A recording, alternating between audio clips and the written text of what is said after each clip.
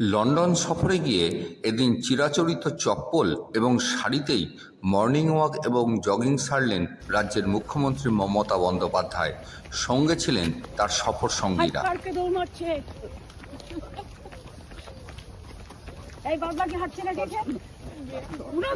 অনিন্দ করছে না, দেবদীপ করছে না, বিশ্ব করছে না।